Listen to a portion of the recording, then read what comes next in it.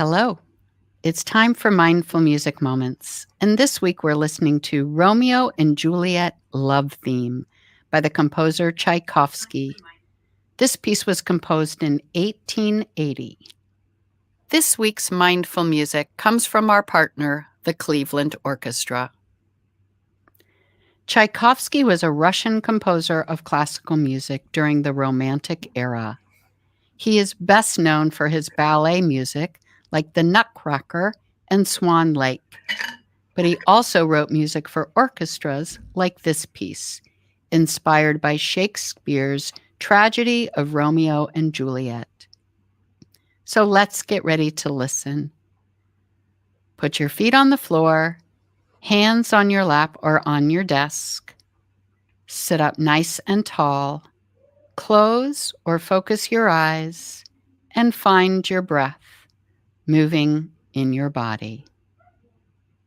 The story of Romeo and Juliet is about two teenagers who fall in love, but their families are at war with each other.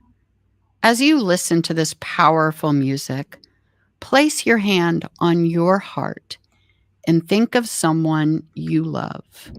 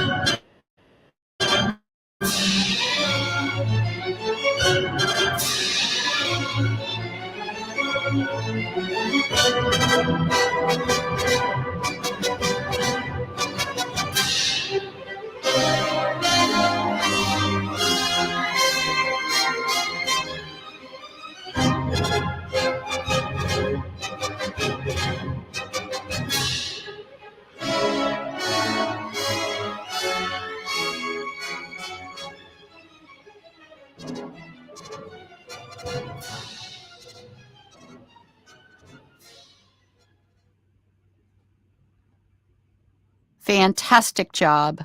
We'll be back tomorrow with another mindful music moment thanks to the Cleveland Orchestra.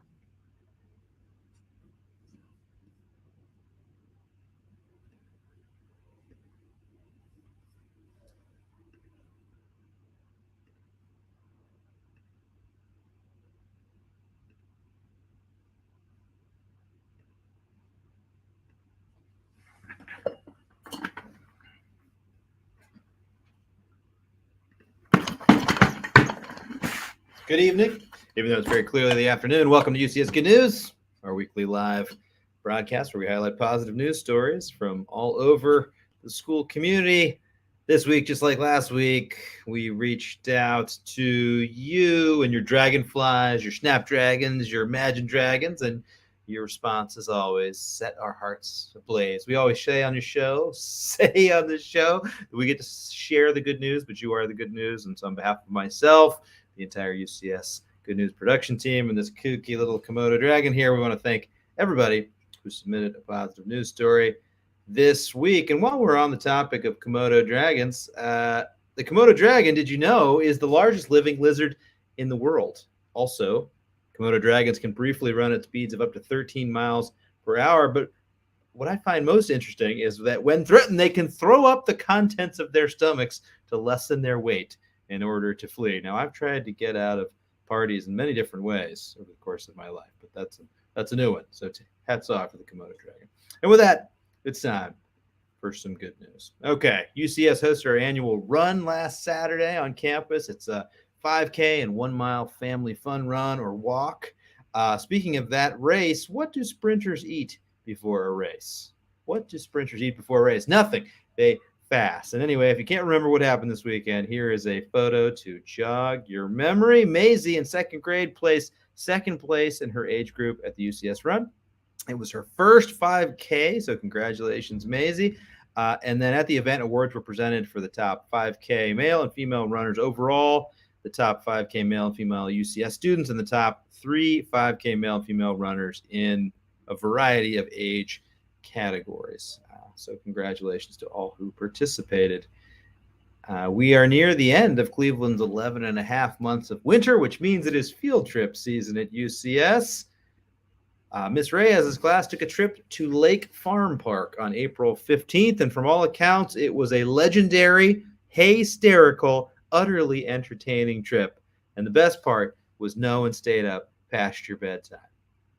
Second graders in room 220 enjoyed a trip to the Great Lakes Science Center last week. Here's a photo of that trip.